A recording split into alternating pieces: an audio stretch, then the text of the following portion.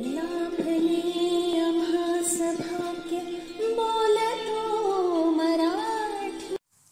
लाभले आम्हास भाग्य बोलतो मराठी. जाहलो खरेच धन्य ऐकतो मराठी. धर्म पंथ जात एक जाणतो मराठी. एवढ्या जगात माय मानतो मराठी. वा. माय मानतो मराठी. माझ्या मराठीची बोलू कौतुके अशा शब्दात माऊलींनी मराठीचा गौरव केलेला आहे. खरंच आणि खरंच सर आपला हा स्वाभिमान आहे मराठीचा, आणि हा स्वाभिमानाचा आजचा दिवस आहे.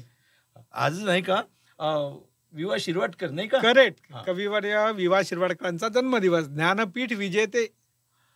आणि सर कुसुमाग्रज हे नुसतेच कवी नव्हते, तर त्यांचे लेखनाचे अनेक पैलू पण आहेत. नाटक किती फेमस. आणि त्यांचा जन्मदिवस आज आपण मराठीचा, माय मराठीचा स्वाभिमान दिवस म्हणून समजतो. आणि एक काम करूया सर, आपण आज मैफिल रंगवू छान. बघ त्याच्यासाठी तर सर्व केलं सर, तुम्ही येणार हे माहित होतं. आणि असं नाही की आपण दोघं आहोत, मैफिलीसाठी आपले श्रोते आहेत ना बसलेले. कधी पण मजा येणार. नमस्कार श्रोते हो. नमस्कार नमस्कार.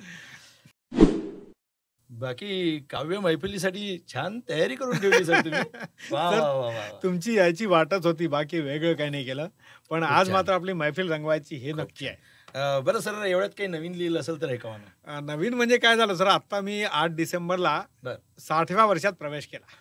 अरे वा, अभिनंदन. धन्यवाद. आता तुम्ही ज्येष्ठ नागरिक झाला. नाही, व्हायचंय अजून 12 महिने बाकी आहे, पूर्ण लेबल लागून जाईल. पण एक माझ्या लक्षात आलं की म्हटलं 60व्या वर्षात प्रवेश केला म्हणजे रिटायरमेंटचं वय आलंय. आताच आजकाल तर 58च करून टाकलं लोकांनी.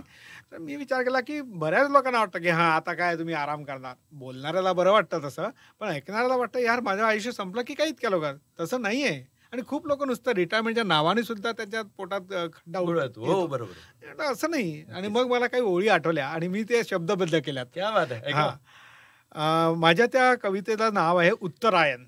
वा वा. उत्तरायण म्हणजे आता आयुष्याचं उत्तर पर्व सुरू झालंय. काय करायचं ते बघा. माझ्या मनात आलेल्या ओळी. मावळतीच्या क्षितिजावरती इंद्रधनुचे रंग भरू. वा. मावळतीच्या क्षितिजावरती इंद्रधनुचे रंग भरू, वार्धक्याच्या उरल्या सुरल्या दिवसांनाही धुंद करू. क्या बात आहे, क्या बात आहे. वा वा. दुसरं बघा. विसरू क्षणभर जुन्या वेदना. असतील, अख्खा आयुष्य गेलं, कोणी आपल्याशी कशी कठोरपणाने वागला असेल, कोणी टोमणा मारला असेल, जे काही विसरून जाऊ. आता किती दिवस सोबत ठेवायचं, स्वर्गात न्यायचं की काय. विसरू क्षणभर जुन्या वेदना, रात्रीचे गूढ स्वप्न जणू, नव्या दिसाच्या नवलाईला खुल्या दिनाले मस्त म्हणू. कारण नसता कुंठत कनने हळहळ करणे बंद करू. वा वा वा वा. पुन्हा सर ती ओळ एकदा. कारण नसता कुंठत कनने हळहळ करणे बंद करू. वार्धक्याच्या उरल्या सुरल्या दिवसांनाही धुंद करू. बघा. जगण्यामधली सरगम साधत आनंदी क्षण वेचूया. सुंदर सुंदर. जगण्यामधली सरगम साधत आनंदी क्षण वेचूया, दुखने गुडघ्यांचे सांभाळत जमेल तितके नाचूया. जबाबदाऱ्या सरल्या साऱ्या चला नव्याचा छंद धरू, वार्धक्याच्या उरल्या सुरल्या दिवसांनाही धुंद करू. मजे तो कोणी फिरकी घेता. मजे तो कोणी फिरकी घेता, खट्याळ हसणे जमते ना की राग येतो. राग नको यायला. मजे तू कोणी फिरकी घेता, खट्याळ हसणे जमते ना, वयास विसरून नातवान समे खेळण्यात मन रमते ना. कोणी काही म्हणेल त्याचा विचार करणे बंद करू, वार्धक्याच्या उरल्या सुरल्या दिवसांनाही धुंद करू. चांदन राती आठवताक्षण. चांदन राती आठवताक्षण, प्रिये सवे घालवलेले, अजून स्मरती मुखड्यावरती गुलाब ताजे फुललेले. अलगद वेचत ते हळवे क्षण, अलगद वेचत ते हळवे क्षण, जगण्याचे गुलकंद करू. मावळतीच्या क्षितिजावरती इंद्रधनुचे रंग भरू, वार्धक्याच्या उरल्या सुरल्या दिवसांनाही धुंद करू. वा वा वा. सर खूप सुंदर कविता ऐकवली तुम्ही. वा वा वा. धन्यवाद. आता तुम्ही सुरुवातीला म्हणाले की साठी आली की पोटात गोळा उठतो, नाही का. आणि एका निवेदनात मी असं कुठेतरी ऐकलं होतं की लावणी जर ऐकली आणि लावणी ऐकल्यावर जर ओठातून शीळ निघाली हा तर समजायचं आपण तरुण आहे, करेक्ट. आणि पोटात कळ उठली तर समजायचं आपण म्हातारं होत आहे.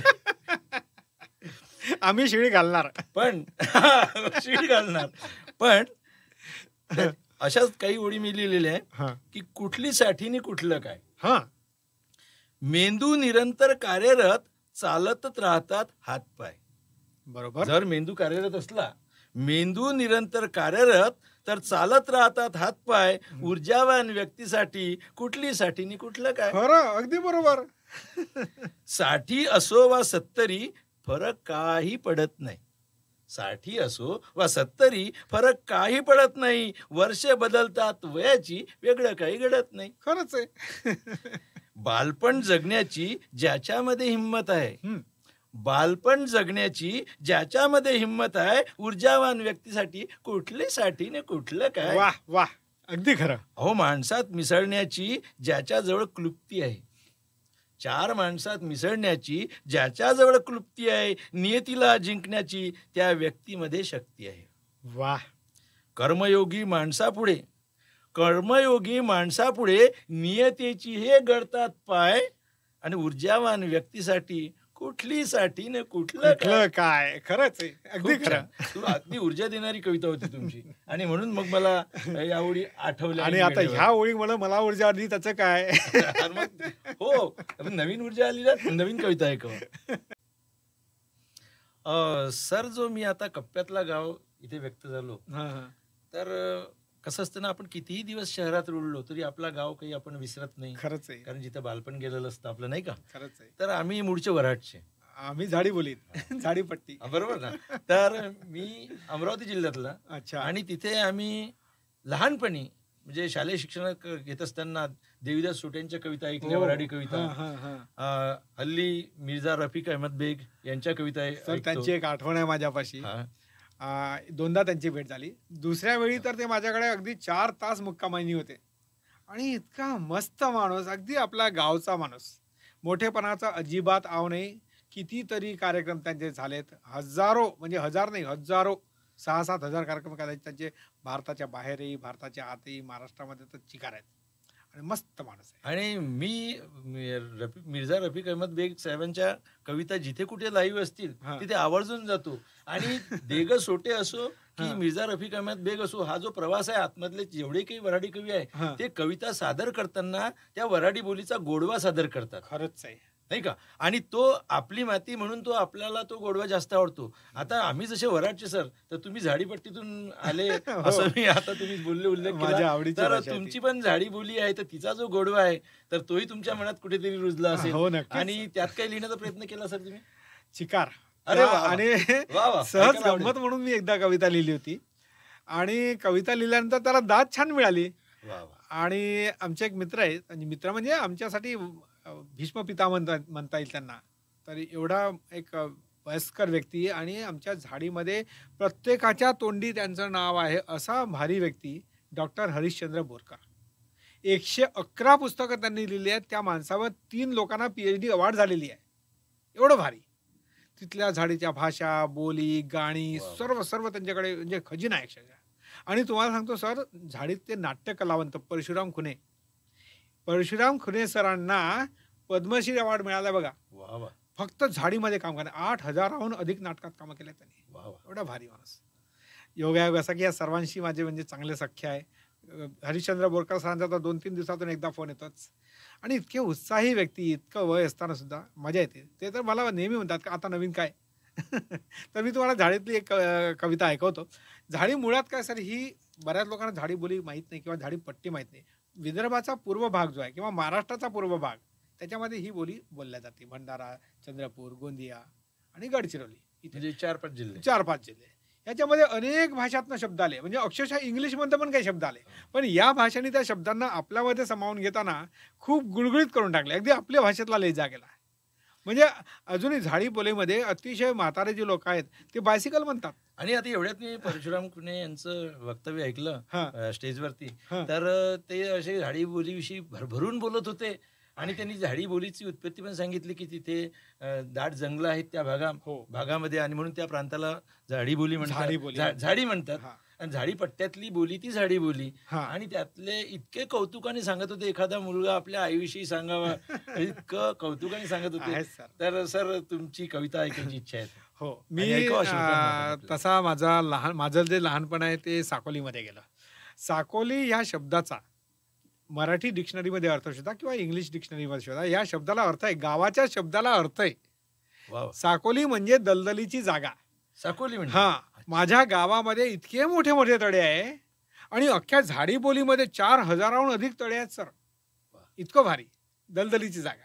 आणि ही भाषा थोडीशी लाऊड आहे बघा. कारण काय, खूप मोठा एरिया, लोकसंख्या त्या मानाने तेव्हा कमी असायची आणि जंगलामध्ये लोक राहायचे, याला त्याला आवाज द्यायचा तरी जोरातच बोलावं लागतं, म्हणून मग ती बोली तशीच जोरातच झाली आणि थोडी मऊ पण झाली आहे. ऐकवतो तुम्हाला. आणि मिश्किल असतात तिथे लोक. मला तुम्हाला एक माझी मिश्किल कविता ऐकायला आवडेल. ही कविता मी एका संमेलनामध्ये सादर केली होती. कॉलेजची मुलं होते, सर्व मुलं मुली वगैरे, आणि त्यांना आता म्हातारा माणूस काय बोलणार, आणि ते आपले मिश्किल एकमेकाशी हसायचे. तर मला वाटलं यांना जरा सांगावं आपली एक स्टोरी म्हणजे अर्थातच ती बनवलेली स्टोरी. त्या कवितेचं नाव आहे दुष्परिणाम. आता दुष्परिणाम आपण म्हणतो, पण ते दुष्परिणाम आहे आपल्या झाडीतलं. बोलीनुसार. हा, दुष्परिणाम, साईड इफेक्ट. मी बी माया जवानी मंदी पिरेम बिरेम केलतो गा. मी बी माया जवानी मंदी पिरेम बिरेम केलतो गा, त्याचाच दुष्परिणाम आज बुडपणात झेलतो गा. वा वा. तुमच्या वाणीच मी बी मले समजो का गा हिरो. तुमच्या वाणीच मी बी मले समजो का गा हिरो. तुमच्या वाणीच दिसल तिच्या मांग मांग फिरो. थोडासा भाषेचा येल येतो. तुमच्या वाणीच मी बी मले समजो का गा हिरो. तुमच्या वाणीच दिसल तिच्या मांग मांग फिरो. सांगजा नका कोणाले, सांगजा नका कोणाले, मी विश्वासानं बोलतो गा. मी बी माया जवानी मंदी पिरेम बिरेम केलतो गा. वा वा. आखरी गावली हातात, आखरी गावली हातात, तिलेच टुकूर टुकूर पाहो. आखरी गावली हातात, तिलेच टुकूर टुकूर पाहो. टक लावून एक सापडलीच. आपल्यासारखे काही कमी असतात का. आपली गावली हातात, तिलेच टुकूर टुकूर पाहो. 10वा वर्ग शिकेल होतो, 10वा वर्ग शिकल होतो, चिट्ट्या बिट्ट्या लिहो. आखरी गावली हातात, तिले टुकूर टुकूर पाहो. 10वा वर्ग शिकेल होतो, चिट्ट्या बिट्ट्या लिहो. तिच्या चंद्रावानी भुऱ्या मुखड्यावरती मेलतो गा. मी बी माया जवानी मंदी पिरेम बिरेम केलतो गा. चोरून मारून एक डाव मले सांदी मध्ये भेटली. सांदी म्हणजे दोन घरं जे असतात गावातले, काही प्लॅन नसते ती सिटी सारखं. 2 घरांच्या मध्ये एक छोटीशी बोळ असते. त्याचं पाणी आपल्या घरावर पडू नये, याचं पाणी त्याच्या घरावर पडू नये, म्हणून एक छोटीशी बोळ, जिथे कधी कधी अडगळीचं सामान ठेवतात 2 नाण्यामध्ये वगैरे, लाकडं बिकडे ठेवून दिले जाळायचे. ते अशी सांदी, छोटा पातळ रस्ता, जिथे जनरली कोणी जात नाही. चोरून मारून एक डाव मले सांदी मंदी भेटली. कानामंदी बोलली, उलुसिक अंगाले बी खेटली. चोरून मारून एकदा मला सांदीमंदी भेटली, कानामंदी बोलली, उलसिक अंगाले बी खेटली. मायच्यान मी अंदरून बाहेरून हरकून गेलतो गा. मी बी माय जवानी मंदी पिरेम बिरेम केलतो गा. वा वा. जिना मरना तेरे संग, पिक्चरचं नाव नाही बरं का. जिना मरना तेरे संग, सेपता बिपता घेतलो. शपथ, शेपता. हा शेपता. जिना महिना तेरे संग, सेपता बिपता घेतलोन, परून जाऊन लगन केलोन, एकमेकात गुतलोन. वा. जिना मरना तेरे संग, सप्ता बिपता घेतलोन, परून जाऊन लगन केलोन, एकमेकात गुतलोन. पहिले ढाण्या वाघ होतो, मग नंदी बैल झालतो गा. मी भी माया जवानी मंदी पिरेम बिरेम केलतो गा. तिचाच दुष्परिणाम बुडपणा झेलतो गा. पण सफल प्रेम होतं. आणि तो भाषेचा गोडवा मात्र. हो, खरंच ती भाषा खूप सुंदर आहे आणि मला आवडतं त्या भाषेमध्ये बोलणं वगैरे. सर, बहुतेक अनेक कवींना अशी खंत असते की आपण या कवितेच्या क्षेत्रात रमतो आणि कुटुंबातील व्यक्तींना कविता आवडत नाही. होते कसं कधी कधी असं. तर तुमच्या साथीला तुमचे कौटुंबीय आहेत का? म्हणजे मुलं वगैरे मुलांना कविता नाही, मुलांना कविता नाही जमत, पण माझा छोटा मुलगा गाणं खूप छान म्हणतो. अरे वा वा. हो, आणि वहिनींचं आणि कवितेचं गाणं होतं. हो सर, तुम्हाला एक गंमत सांगतो बघा. एक जोक चालतो मार्केटमध्ये खूपदा, तुम्ही ऐकला असेल कदाचित, की एका माणसाने सहज विचारलं, का म्हणे तुम्ही कवी महाराज आजकाल कविता वगैरे लिहित नाही का? तर कवीनी म्हटलं, अरे यार, जिच्यावर मी कविता करायचो तिचं लग्न झालंय. तर तो म्हणाला की अरे मग तर चांगलंच आहे की, आता विरहाच्या लिही. हं. अरे लेका तुला समजलं नाही, अरे माझंच लग्न झालंय तिच्याशी. वा वा वा. पण बरी. मी सांगतो सर, माझी पत्नी जी आहे ना, हा. ती चारोळ्या लिहित असते. अरे वा. आणि तिने एक चारोळी मला पाठवली आणि खरंच खूप सुरेख वाटली आणि मला ते असं वाटलं की नाही, याला अजून समोर करता याची येईल. कविता होऊ शकते. हो, आणि मी केली ती. वा वा. चांगलं, क्या म्हणजे बात तिला आवडलं पण ते. आणि खरं तर याचं श्रेय मग वहिनींना द्यावं लागेल. वहिनींनाच द्यावं वा, लागेल. वा, वा. तर अगदी ऐका खरंय. सर. ऐकवतो तुम्हाला मी. त्या सांगा जरा. कवितेचं नाव आहे पावसाचं बाळ. आणि मुळात पहिल्या ज्या चारोळी आहेत त्या तिच्या आहेत. वा वा. त्याच्यानंतर मग मी एक्सटेन्शन दिला. पावसाचं बाळ. आल्या आषाढच्या सरी, पायी बांधून या चाळ. वा, काय सुंदर कल्पना. आल्या आषाढच्या सरी, पायी बांधून या चाळ. शिवारात रांगणार आता पावसाचं पावसाचं बाळ. वा वा वा वा ह्या तिच्या ओळी आहेत. तुमच्या वा. वावा त्यांच्यापाशी पोहोचवणार मी. वा वा वा. पोहोचा पोहोचा आणि पोहोचतील या पोहोचतील नक्कीच. माध्यमातून. चिंब ओले त्या रानात, चिंब ओले त्या रानात, धरा येईल रंगात, हसू हिरव फुलेल तान्या कोवळ्या कुंभात. वा वा. थेंब नाचेल तालात, थेंब नाचेल तालात, विज वाजवेल टाळ. शिवारात रंगणार आता पावसाचं बाळ. इतकी अलवार योजना आहे हे शब्दांची म्हणा, किंवा त्यांनी जे मला सुरुवात करून दिली, खूप हे आपोआप ना सुरुवात महत्वाची. हे तेच म्हणजे इतकं चांगलं आठवलं, हे खूप चांगलं आहे. दुसरं बघा, उरी आभाळ दाटला. उरी आभाळ दाटला. आभाळ वरती पण दाटलाय आणि उरातही दाटलाय. उरी आभाळ दाटलं, चित्त नाही थाऱ्यावर, गुंतागुंत आठवांची जणू कोळी याचं गाळ. वा वा वा वा. बघा सर, जस्ट आठवलं म्हणून सांगतोय. आता तर सर्व विघटित कुटुंब झालेत, नवरा बायको 2 मुलं इनफ आहे. पहिल्याच्या काळात काय व्हायचं, सासर राहायचं, भलं मोठं कुटुंब राहायचं, सासवा सुना अनेक राहायच्या.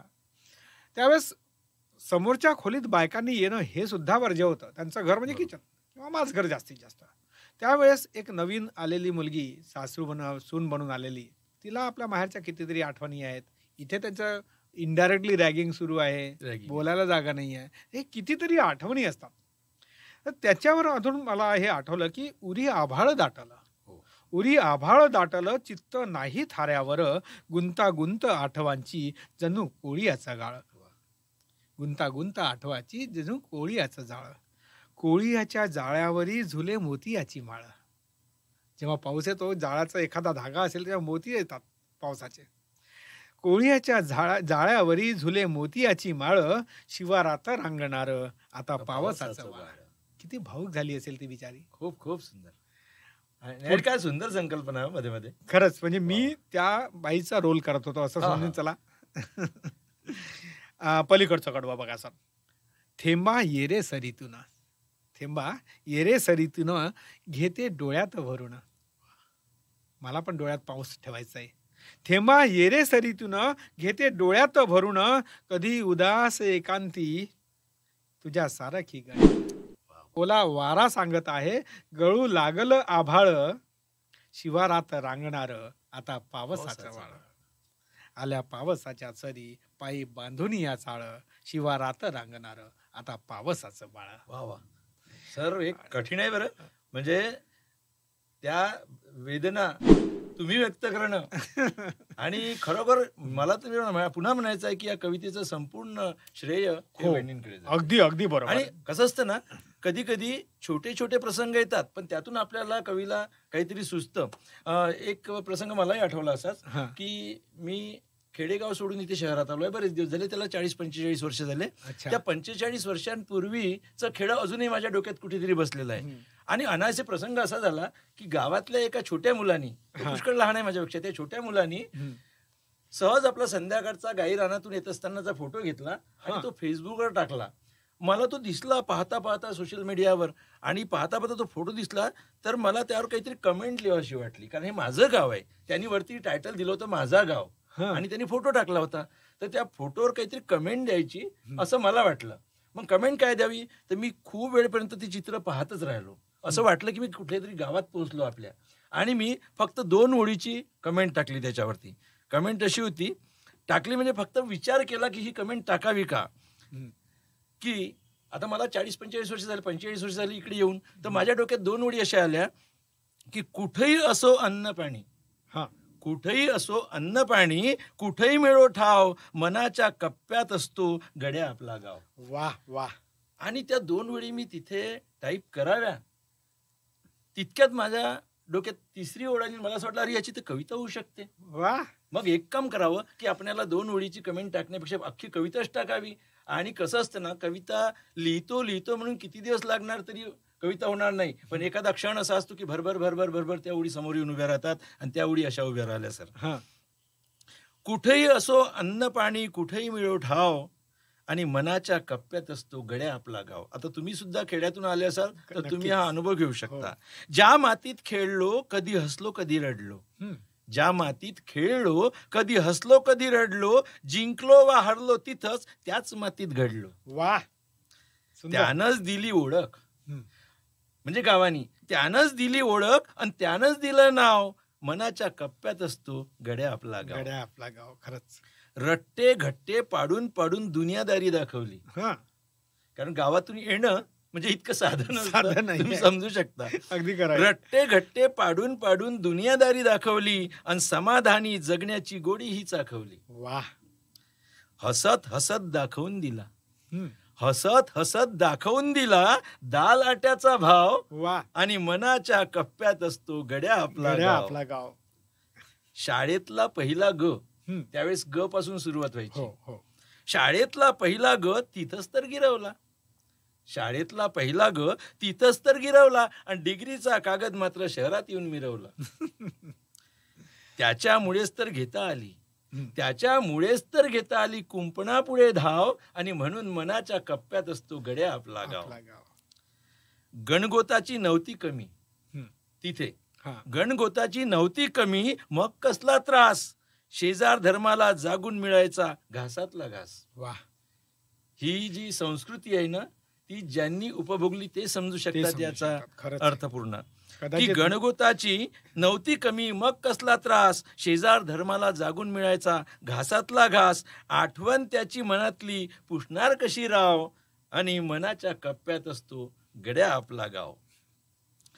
आताची स्थिती, हायफाय मेजवान्या भूतकाळात पाठवतात, हायफाय मेजवान्या भूतकाळात पाठवतात आणि फ्रूट सॅलडच्या डिश मध्ये चिंचा बोरा आठवतात. खरंच आहे, खरंच आहे. हायफाय मेजवान्या भूतकाळात पाठवतात आणि फ्रूट सॅलडच्या डिश मध्ये चिंचा बोरा आठवतात. जिंकूनही मनासारखं कधी वाटतं हरलो डाव, जिंकूनही मनासारखं कधी वाटतो हरलं डाव, आणि मनाच्या कप्प्यात असतो गड्या आपला गाव, मनाच्या कप्प्यात असतो गड्या आपला गाव. खूप सुंदर, खूप सुंदर. गाव उभा झाला सर आपल्या वयाच्या माणसांच्या डोक्यामध्ये. एक फोटो पाहून जसं सुचतं, जसं तुम्हाला वहिनींनी 4 ओळी लिहून दिल्या आणि त्यातून तुम्हाला कविता सुचली, तर सुचायची असली तर कुठेही कविता सुचते. खूप जण विचारतात तुम्ही कविता कशा काय सुचतात तुम्हाला, तर पेन घेऊन डायरी घेऊन बसलं तर कविता होत नाही. खरंच आहे, खरंच आहे. महाविद्यालयामधून एक प्रतिनिधी, असा प्रतिनिधी तिथे बोलावला होता आणि त्यांची स्पर्धा होती कवितांची. अच्छा. हा. आणि माझ्या मुलीसोबत मी एक पालक म्हणून तिथे गेलो होतो, पण त्या कार्यक्रमाला मला तिथे राहता आलं. सर्व तरुण होते, म्हणजे जेवढेही स्पर्धक होते ते 25 ते 35च्या दरम्यान होते. आणि त्यांची ती स्पर्धा होती. संपूर्ण स्पर्धा झाली, त्यातून क्रमांक काढले, पण अध्यक्षांनी एक खंत व्यक्त केली सर.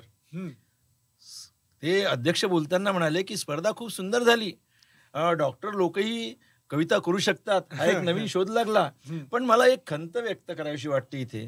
तर लोक कान टवकारून ऐकायला लागले की कुठली खंत आहे यांना. ते म्हणाले इथं सगळे तरुणाईतले लोक बसलेले आहेत आणि तात्यासाहेबांच्या प्रेम कविता सुद्धा आहेत, इथे एकानेही प्रेम कविता सादर करू नये, एकालाही सुचलं नाही. सगळ्यांनी नदी, डोंगर, नाले, फुलं, पाखरे अशा कविता सादर केल्या. अरे एखाद्याने तर प्रेम कविता सादर केला, मी ऐकायसाठी आतुर होतो, एकाने सादर केली नाही. मला असं वाटतं सर, तुमची साठी उलटली तरी तुम्ही प्रेम कविता नाही सादर करणार, पण निदान प्रेम भंगाची तर कविता सादर करा. आहे एखादी?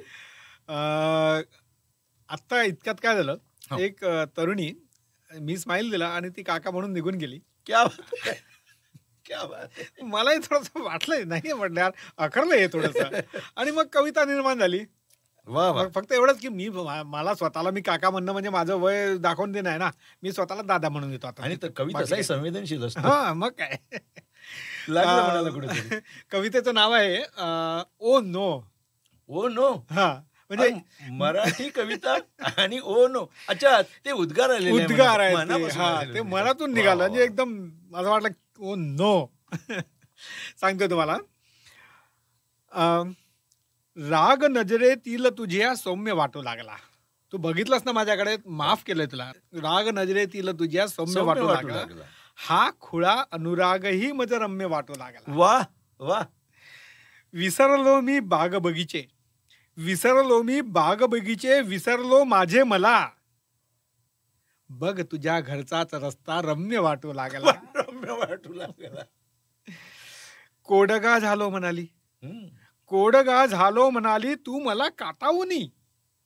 कोडगा झालो म्हणाली तू मला कातावुनी, पण तुझा आरोप सुद्धा क्षम्य वाटू लागला. कातावून म्हण कशी म्हण बोलली ना माझ्याशी. पारिजाता बोललो मी अंतराया गालीचा. तू माझ्या त्या रस्त्यावरून जायची, पारिजाता झाडावर म्हटलं बाबा रे जरा फुलं बिला सांडवती जाईल.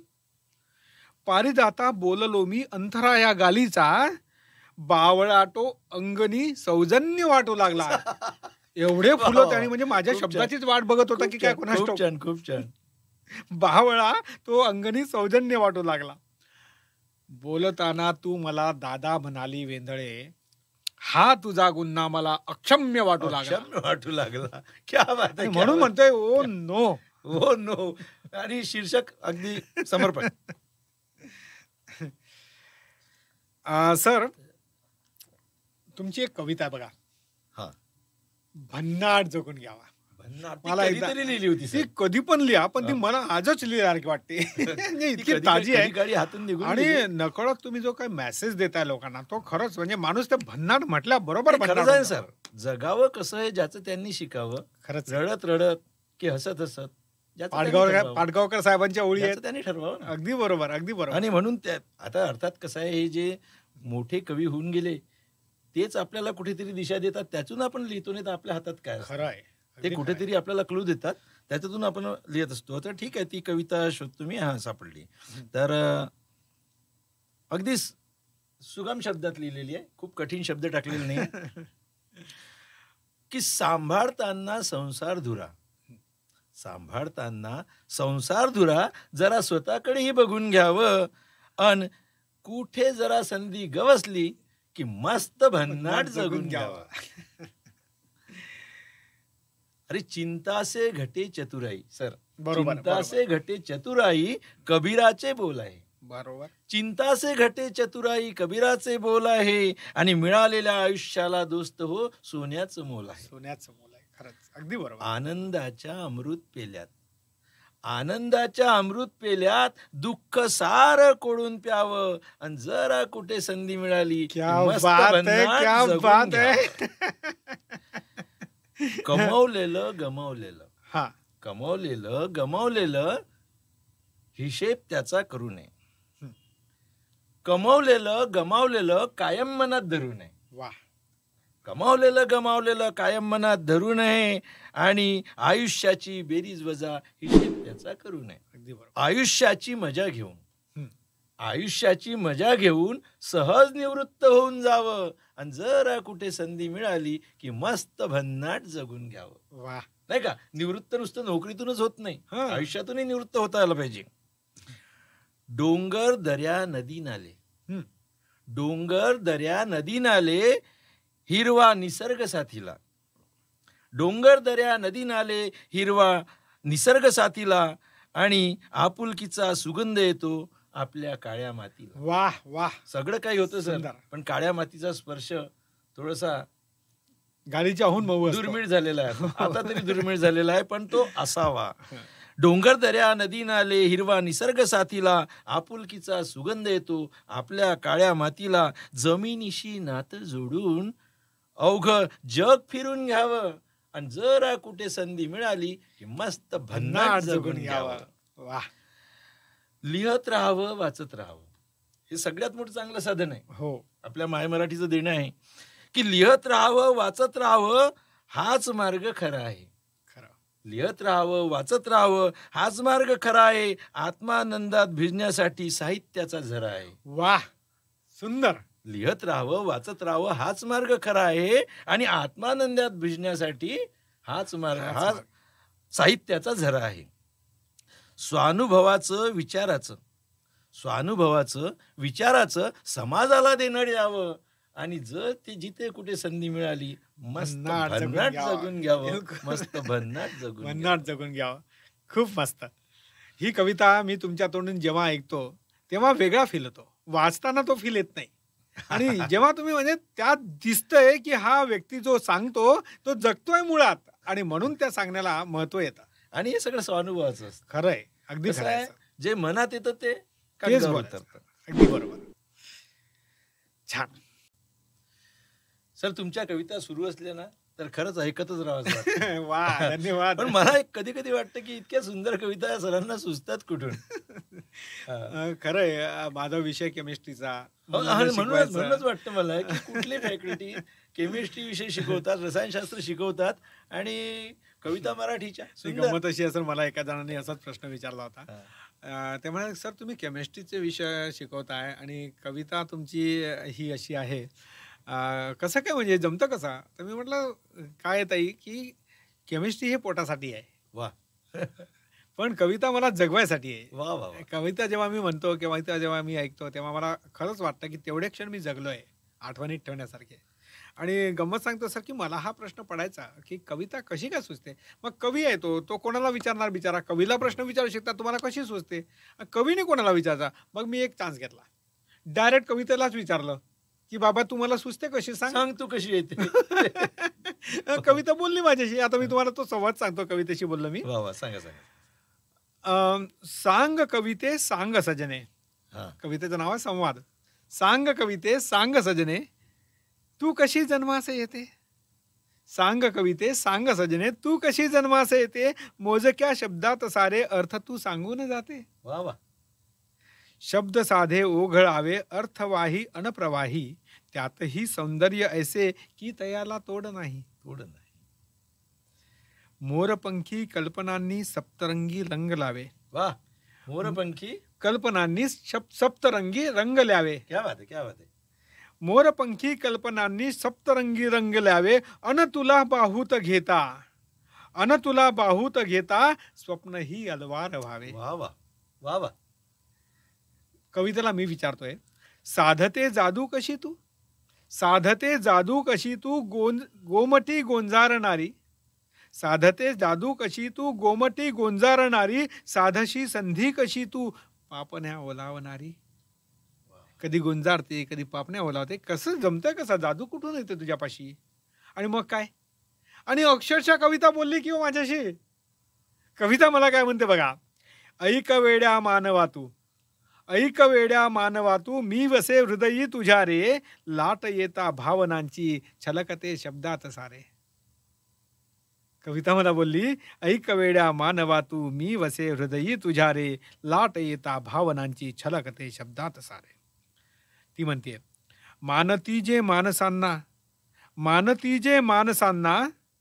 जाणती जे भावनांना. तेच माझे जन्मदाते, पंख देती कल्पनांना. कंठ ये दाटून तेव्हा, कोणाचा? माझा.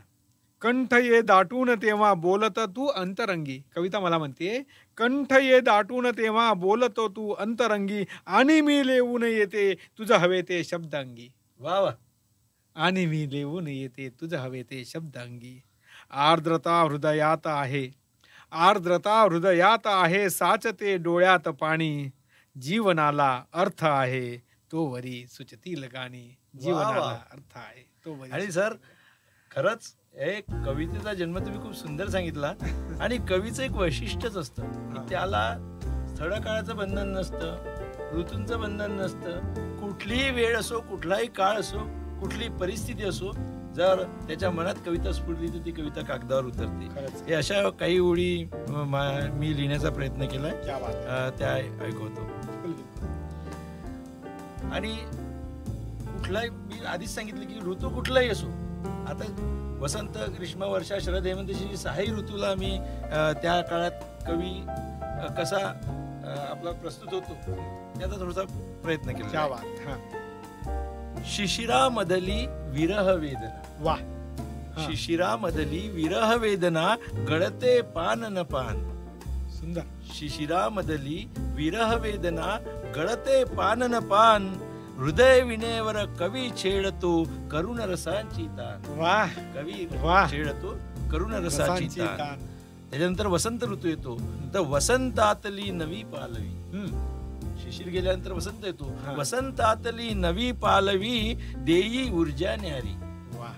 वसंतातली नवी पालवी देई ऊर्जा न्यारी. कवी मनातील फूल पाखरे घेई उंच भरारी. क्या बात घेई क्या उंच बात. भरारी. नंतर ग्रीष्म आला. ग्रीष्मदाह हा देह जाळतो. हम्म. ग्रीष्मदाह हा देह जाळतो. पेटे आसमंत सारा. शब्दांच्या मोर पिसाने तेव्हा कवी घालतो वारा. वा वा वा. कवी घालतो वारा. खूप. सरसर झरझर बरसत वर्षा. वर्षा ऋतू आलाय. सरसर झरझर बरसत वर्षा. कवी गातसे गाणे. वेलीवरती नाजूक कलिका. लाजून घेती उखाणे. क्या बात लाजून है, क्या घेती बात है. उखाणे. रोम रोम हा पुलकित करीते. हा. रोम रोम हा पुलकित करीते शरदाची चांदणी. हम्म. त्यानंतर शरद ऋतू आलाय हा. की रोम रोम हा पुलकित करते शरदाची चांदणी. कुणी अवलिया करतो तेव्हा शब्दांची बांधणी. वा वा वा वा. असा कवी कुठे असो तो काही ना काहीतरी करत राहणार. खरंच आहे. शब्दांना मग येई गोडवा. हा. शब्दांना मग येई गोडवा. अर्थालाही सुगंध येई. आणि केशरगंधी भाव उमलता. भावनेची कविता होई. वा, भावनेची वा, वा. कविता होई. आणि नंतर शेवटचा ऋतू म्हणजे हेमंत. हेमंताची थंडी थडथडे.